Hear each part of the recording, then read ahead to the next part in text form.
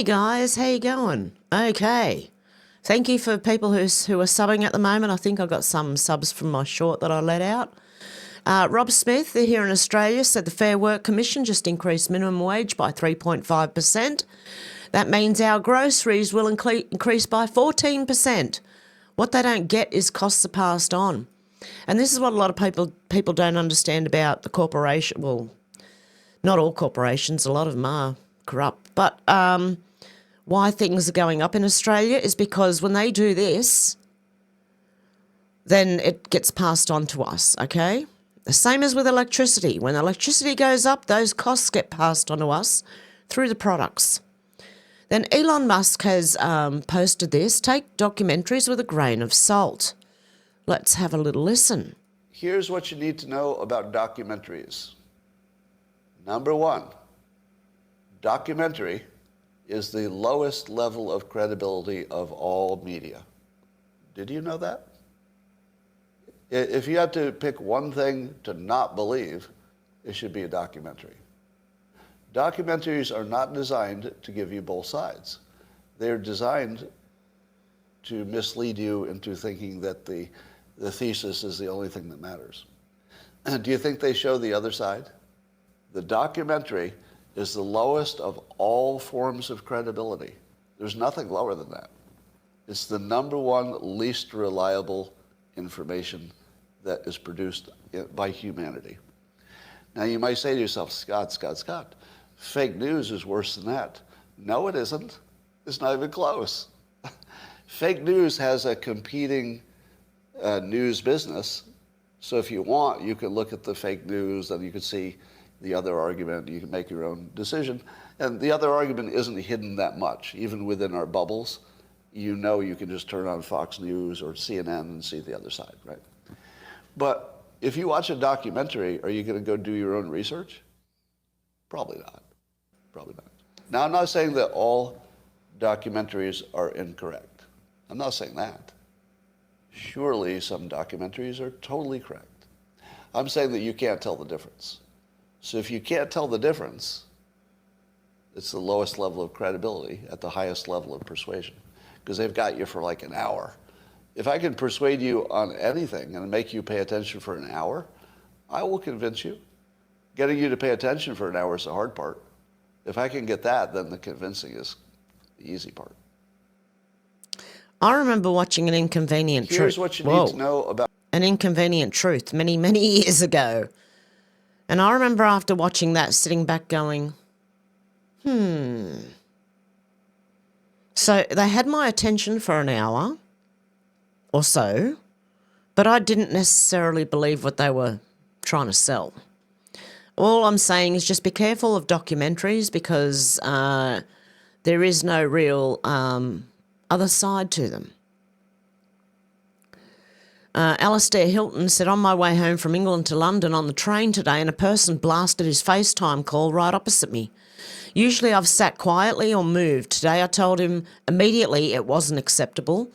We had many words and he looked at me assessing whether to become violent or not, and he decided not to and went away.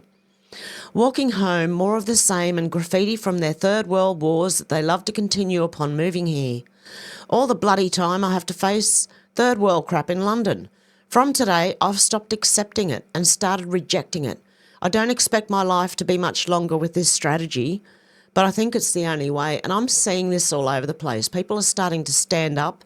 They won't take it anymore. And obviously this guy lives in London, or England, London. Well, London is in England anyway, but there you go.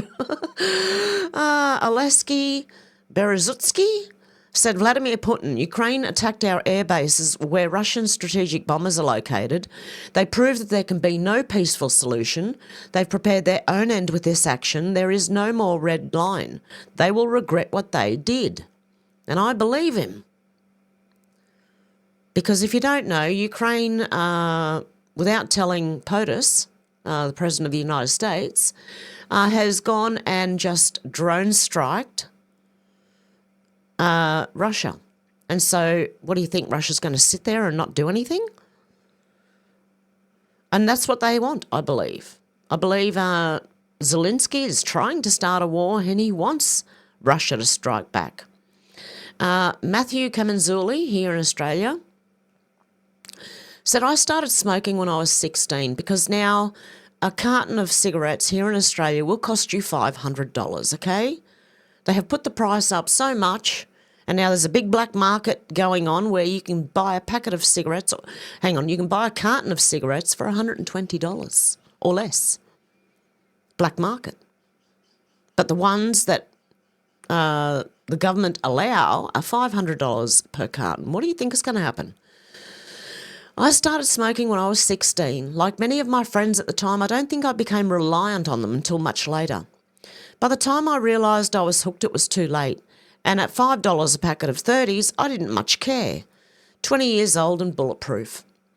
Since that time, I've tried quitting many times, not because I don't like smoking or because of the costs or the health or social stigma. No, it's because it's a pain in the backside having to go walk outside and walk 5 kilometres to the nearest socially accepted smoking ostracisation point. Even with all of it, I still smoke. I think I like it. It helps me to concentrate, it gives me the time to think, and more importantly, I want to. For me, the benefits outweigh the risks. That, and I'm probably highly addicted to whatever it is that makes the smoke stick. 2 packs a day, probably more now since the silly 20-pack stick pack rules has been implemented. Yes, because we've gone from 30, 40, 50 packs and 25 packs to now they're only selling 20 packs. I feel more and more unwelcome in Australia every day. I do my best to be a good citizen. I pay my taxes. I work to build value for my clients and grow and develop my team of Australian employees. I do my best to follow every rule, regulation and ritual required of me as I jump through the ever-increasing fire-ringed hoops laid down by the overpaid Karen government. I quietly lament the end of the pub rock scene, the replacing of stages with pokies. Oh no, they're not, are they? The lockout laws, the lockdown culture. I do my best to be charitable, to donate and help, to invest in the nation for nothing more than the good of the nation. However, the feeling of the ever-increasing ship of state bearing down on anyone with a sense of opportunity, a capacity for risk, an idea that might become an adventure, is becoming too much. The naggy, whining, idiot culture growing. This blah, blah harms others, that blah, blah is not fair. Okay? This whatever harms others, and this is a growing Karen movement. Equality, no. Equity, no. It was never about these concepts to the people who empower it. It's about taking more than what is fair and burning it in a pile in front of the world. As if it's a competition among Western leaders. Many of us who truly care see through the deceit and feel the heat of the blowtorch that will burn us all. Seriously enough, so many of the men that I know that have created, built and made elements of this country great are on the verge of giving it up. Taking their capital, their talent and their families and going. Our nation will be irrevocably poor for it. The rules are becoming more ridiculous every day, the enforcement heartless. That's if the enforcement's even possible. The pestering of the innocent and ignorance of the truly guilty seems to be the way now. Maybe I'm just a cynic, but it appears to me the increasing in pestering is never about a stated purpose. It has horrendous impact, but not in the areas they purport for it to be. Road regulations and enforcement on the most vulnerable seem to me to be a combination of revenue-raising and life-destroying policy. It's not at all about safety. It's almost impossible to keep a driver's licence now. Soon, sneezing behind the wheel will be 12 points and your licence will be gone. A camera will snap it and a bureaucracy will jam the fine up your nose with glee. Just about every area of our lives are overregulated, and there is an idiot Karen waiting around the corner to remind you it's for your own good. Our own good. The great collective. Yeah. It isn't. It never was.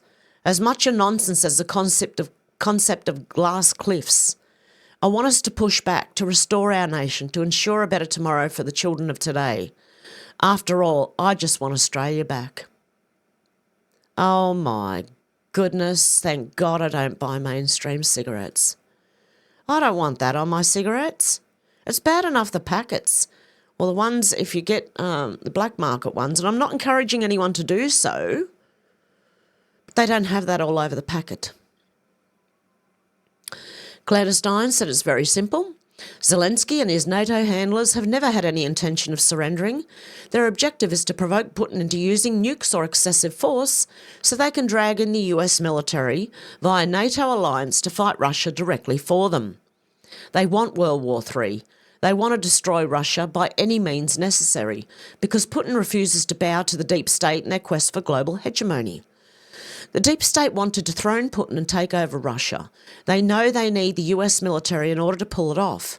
This is why they are pushing so hard for Ukraine to be a NATO member and why they're trying to provoke Putin. They are trying to force the US military to intervene directly and defeat Putin. That's what the deep state want. That's what Ukraine has been about, going back to at least 2014 and probably decades before that. This has always been their ultimate objective with Ukraine, World War III and the destruction of Russia. And all of these little muppets are involved. Oh, Georgia Maloney? I don't think so. Okay, Matrix Mystery. Oh, this is a good one. Want to know about most of the mainstream conspiracy theories? By the way, everyone mentioned here is innocent until proven guilty in a court of law, which I still can't remember to do at the beginning of the video. And everything mentioned here is theory until proven fact, okay? Matrix Mysteries said the illusion was never built on a single lie. It was built on decades of coordinated events, each one reinforcing the last. Edward Snowden. A threat exposing the hidden agenda behind world events. The moon wasn't the lie, the footprints were. The moon landing cover-up. The moon landing wasn't a scientific breakthrough, it was a Cold War performance. In 1969, the US didn't just race to the moon, it raced to control the narrative of global dominance through televised spectacle. Decades later, the evidence has disappeared, telemetry data vanished, technology lost, and no return mission in over 50 years. This wasn't a leap for mankind, it was the opening act in a decades-long theatre of control. 9/11. A catalyst for control. 9/11 wasn't just a terrorist attack, it was a turning point in manufactured consent. In one morning, fear rewrote laws, erased rights and justified endless war. The real collapse wasn't just steel and concrete, it was public discernment. From building demolitions to vanishing black boxes and untouched passports, the inconsistencies were never answered, just buried. The question was never what happened, it was what did they need to happen and who benefited. Climate change. Climate change isn't a crisis, it's a business model. The narrative has been weaponised to push carbon credits, green taxes and endless solutions that enrich the few and burden the many, especially if you know in the 70s they were pushing that it was going to be an ice age. Behind every doomsday headline is an economic or political motive. The goal was never to save the planet, it was to sell you fear, restrict your choices and enforce compliance under the illusion of moral responsibility. Like now in Australia, they're trying to run the country on solar panels and wind power, and it's not working. Big Pharma. Patient cured is the customer lost. The industry doesn't invest in health, it invests in recurring revenue. Cures end profit. Okay? Understand that cures end profit. Lifelong treatment keeps the system alive and the money flowing. Symptoms are managed, not eliminated. Side effects become markets for more drugs, and anyone who challenges the model, whether a holistic healer or whistleblower, is silenced or discredited. The goal isn't wellness, it's dependency packaged as a cure. When was the last time a doctor cured anyone? Okay, not just masked things, but actually cured something. Okay, the coof was a virus, the response was a real weapon. Global virus became a global reset. Lockdown mandates and fear-based messaging weren't public health measures, they were social conditioning tests. The response was never about a cure, it was about control. Small businesses collapsed while tech giants thrived. Dissent was censored, compliance became virtue, and with each emergency measure a new precedent was set for surveillance, for censorship, and for the erosion of bodily autonomy. The Federal Reserve, printing power, selling debt. The Federal Reserve isn't federal and it holds no real reserves. It's a privately controlled banking cartel that creates money out of nothing, then loans it to the government with interest indebting the public by design. Every dollar printed devalues the one in your pocket. Inflation isn't an accident, it's engineered extraction. This isn't economics, it's financial servitude masked as monetary policy and enforced through ignorance.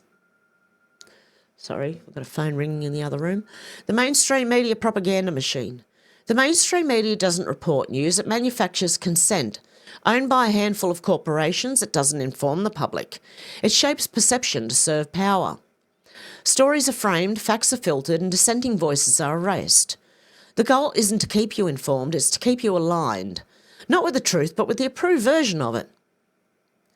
Now, the overpopulation crisis is a fabricated lie. The idea of the planet is overpopulated isn't science, it's social engineering. For decades, fear-based narratives have framed human life as the problem, justifying everything from sterilisation campaigns to population management. In reality, many nations are facing declining birth rates, and the fear of overpopulation is used to manipulate people into accepting policies that benefit the few while restricting the many. And by the way, if you know how big New South Wales in Australia is, I think it's about the size of Texas from what I've learned, you could fit every person in the world in there. Okay? So it's not overpopulated. Matrix Mysteries said, thanks for reading. If you found value in this thread, retweet the first post and follow for more. And you can follow at Matrix Mysteries on Twitter. X, sorry. Whoa. I'm going to repost that. The Vigilant Fox said it started with a warning. Ukraine wiped out 40% of Russia's bombers with a surprise strike. And Steve Bannon says the US is now on the brink of getting dragged into World War III. But the media shrugs, the public sleeps. Then Bannon went nuclear, calling for 2 brutal consequences for Senator Lindsey Graham upon returning home from Ukraine, who is believed to have started all this. Sorry, I'm waiting for snow. It is possible that it could snow today or this weekend here in Australia. Okay, we're in winter where you guys are all going into summer in the Northern Hemisphere. Stephen Bannon didn't waste time with pleasantries. He's speaking with Chris Como. He opened fire with a dire warning. The United States is heading toward a global catastrophe and most Americans have no idea how close we really are. Chris, we're being sucked into a kinetic Third World War right now. That's going to dwarf the 20th century's First and Second World War. Inextricably, we've been drawn in every day, Bannon said. The trigger, he argued, was Ukraine's recent and audacious drone strike deep inside Russian territory. An operation that reportedly destroyed 40% of Russia's strategic nuclear bombers. According to Bannon, the attack wasn't just bold, it was reckless. They attacked part of the strategic triad of the Russians. They took out 40% of Russia's strategic nuclear bombers. This is something Curtis LeMay would never think of. But what stunned Bannon even more than the scale of the strike was what didn't happen. There was no warning. What the Ukrainians did and what the White House has said is that they never got a heads up, he said. It was audacious, it was bold, but we're sponsoring this, we're funding it. We're cutting deals and now they're dragging us in. That, Bannon warned, could have consequences far beyond Eastern Europe. Did they think they can go in and really attack into Russian territory and drag us into conflict with Russia that could metastasise? For context on Ukraine's surprise attack in Russia, Russia's Pearl Harbor, Ukraine wipes out nuclear bombers in massive surprise attack on air bases. The deeper concern, Bannon explained, is that Americans remain largely unaware of the global forces pulling them towards war. While the media focuses on domestic distractions, decisions are being made abroad that could change the course of history. People are not awake of what is happening throughout the world and how we're being sucked in, and supposedly by someone we support like Zelensky, he said. The fact that Ukraine allegedly launched such a provocative strike without consulting Washington was, in Bannon's words, outrageous. He doubled down on the danger of continuing to back a foreign leader who's now acting unilaterally without American oversight or input. To know that he never gave the White House heads up, he never asked permission to do this. Adding fuel to the fire, Senator Lindsey Graham was in Ukraine the same weekend, publicly reaffirming US support. That, according to Bannon, is only making things worse. It's outrageous, and Lindsey Graham all weekends over there, stirring the pot. We can't have people over there telling Ukrainians we're going to back more. In contrast, Bannon said Donald Trump is trying to de-escalate. What we try to do is calm this down. What President Trump is trying to say is like, look, let's get into a ceasefire. Let's put our weapons down. Let's talk peace and prosperity. Even if there's a disagreement on economics, Trump views a negotiated settlement as the only realistic way forward. We don't support the economic deal, but President Trump is saying that he needs it as a central part of the peace plan. Still, none of that matters, Bannon warned, if others are charging forward recklessly. We can't have Lindsey Graham, particularly Zelensky, leading us into Third World War with deep strikes into Russia. And Vladimir Putin, he said, is already responding. And Putin came back today and said, hey, we're going to get to the bottom of this and we're going to see who's accountable in Ukraine and beyond. And that was a message to the United States. This message wasn't just rhetorical. It may have real consequences. And for Bannon, those enabling escalation on the US side shouldn't get a free pass. That's when the conversation went nuclear. During the exchange, Chris Cuomo pushed back. I don't understand how you could want to jail a US senator because he's saying something you don't like. That sounds like the worst of the deep state. Forgetting that Cuomo was in with the deep state not long ago. But Bannon was ready. No, what he's doing over there right now is stirring it up. He's giving the Ukrainians false hope. Cuomo countered, but it's not illegal. He's giving Ukrainians false hope that we're there to support them on engaging Russia in a kinetic conflict, and we're not, Bannon said firmly. When Cuomo pressed again, asking Bannon if he really believed Graham should be jailed, Bannon unloaded with both barrels. Two things ought to happen. Either cancel his passport and don't let him back in the country, or put him in jail if he comes back. He added, Lindsey Graham's stirring it up right now, and people better wake up to the fact we're getting sucked into this war. The conversation ended where it began, with a chilling reminder that this isn't just politics as usual. According to Bannon, we're crossing a line that past generations of military leaders never dared to cross. If the Intelligence Committee actually did this is an act of war against Russia. He posed a blunt question to news station viewers. Did the American people vote to go to war with the Russian people? And while the drone strike was tactically impressive, Bannon said it carried massive geopolitical risk. This thing is so serious, he said. But look, I'm being serious. Curtis LeMay, at the top of the game, and during the worst years in the Soviet Union during the Cuban Missile Crisis, we never even conceived of going out and taking out 40% of their bombers on runways. The attack was audacious, it was brilliant, but brilliance, Bannon warned, can still be catastrophic, and the average American wants nothing to do with this. The problem is it gets us involved in a conflict that no one in the United States wanted to be part of, and it's going to make it tougher for us to break off. And thanks for reading The Vigilant Fox. You can follow them on X as well. Okay, People Are Sheep said things Labor has activated here in Australia. African gangs, mass immigration, housing crisis, new taxes, farmers in crisis, increased underworld, everything up in cost, unrealised gains tax that they're exempt from. Please post something positive. I can't think of anything. Yeah, neither can I, mate. Sorry. There is nothing that I think our government are doing right. Okay, Matt Walsh said Greenwald was asked specifically about apparent meth pipe in the video and he didn't deny it. Instead, he said he's proud of his personal life. How can anyone defend this? There are 3 children in that home. Does anyone really think that a home with hard drug use and male prostitution is appropriate or safe place for children? Really, Glenn Greenwald? You weirdo. Liz Churchill just said, fuck off. Experts claim air raid sirens could be used to let people know when a new COVID strain is circulating, leading to quicker queuing up for vaccinations. Blow it out your backside. Okay, George Christensen, another thread. The future isn't sci-fi, it's South Korea. Globalists say it's a model society, but behind the K-pop smiles and Netflix polish lies a grim warning. What happens when freedom dies quietly inside a corporate machine? Forget the propaganda. South Korea isn't a vibrant democracy. It's a technocratic prison disguised as progress, ruled by unelected, hereditary megacorporations, the chaebols that control half the economy. The chaebols aren't just rich, they're untouchable. They bankroll every party, they bend the law to their will, they don't campaign, they command. Vote left, right or centre, nothing changes. Start your own business, you'll be crushed. Try finding work outside chaebol, fantasy. It's not free market capitalism, it's corporate feudalism with fibre optics. From the moment they're born, Koreans are thrown into a pressure cooker. Endless schooling, surveillance, no sleep, no play, no rest. It's not childhood, it's preconditioning for servitude.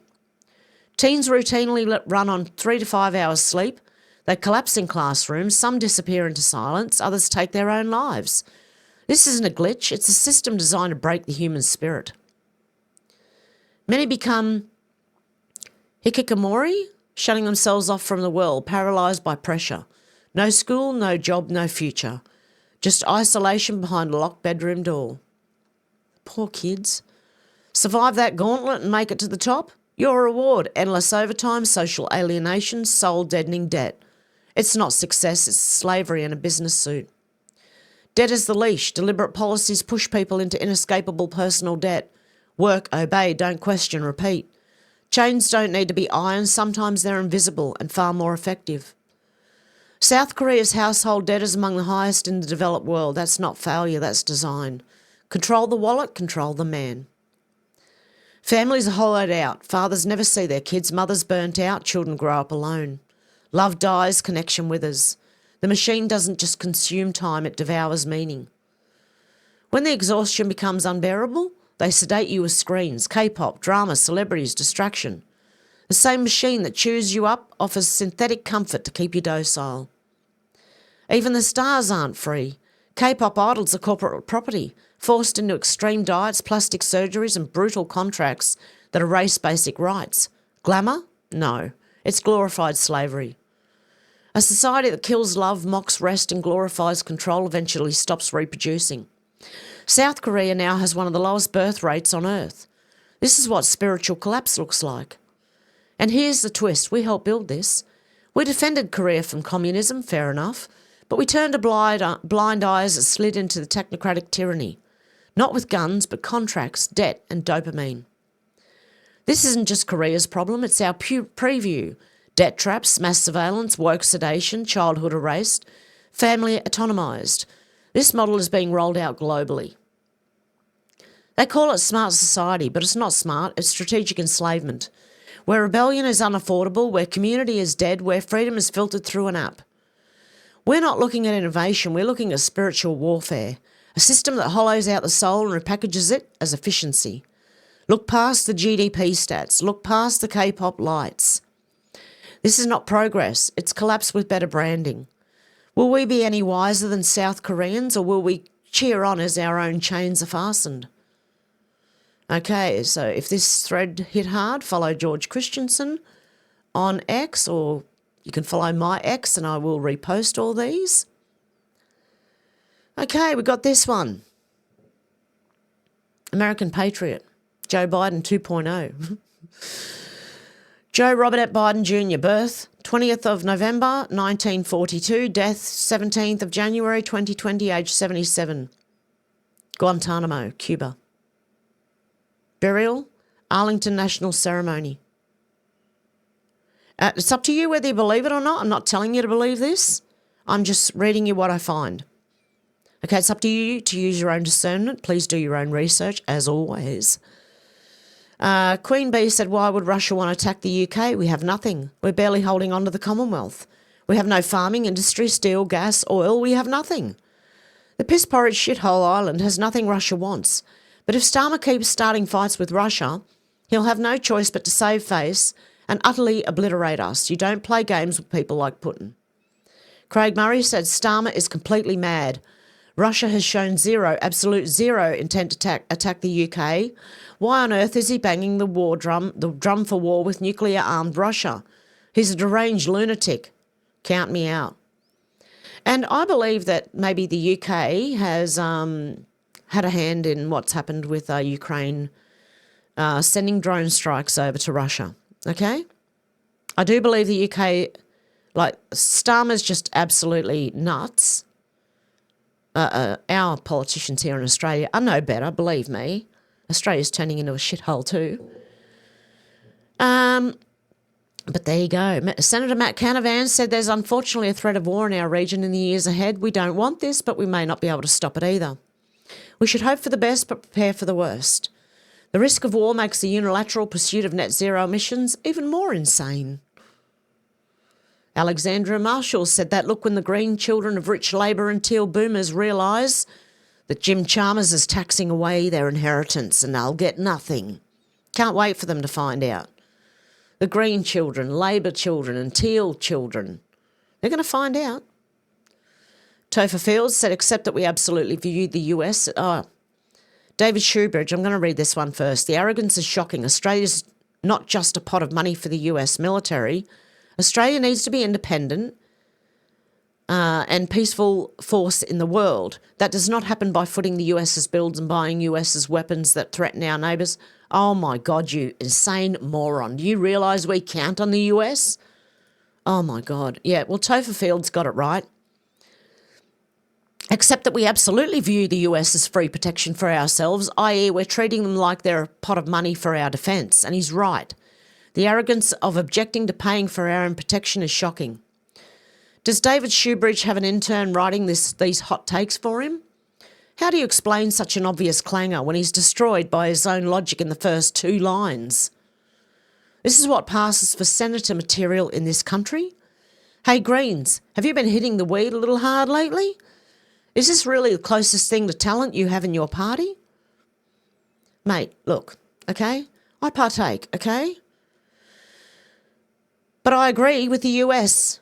US demands Australia lifts defence spending by $40 billion a year as soon as possible because if we want the US's help, we have to keep up and not rely on them financially, but we do rely on them militarily. Okay, but we need to keep up our end of the bargain. Okay, so we can fight alongside the US as we've always done. Russian news said for decades nuclear treaties held the world back from the edge. Bombers had to stay visible, silos locked. No one could strike first without warning. That fragile balance is what kept World War III from happening. Zelensky just blew it all up. He tore up the rule book, destroyed decades of stability and hurled the world straight into Cold War-style chaos. Anyone who helped make this happen isn't just reckless, they're a threat to humanity. And those celebrating, completely deranged, which I think Keir Starmer would be celebrating. I think a lot of our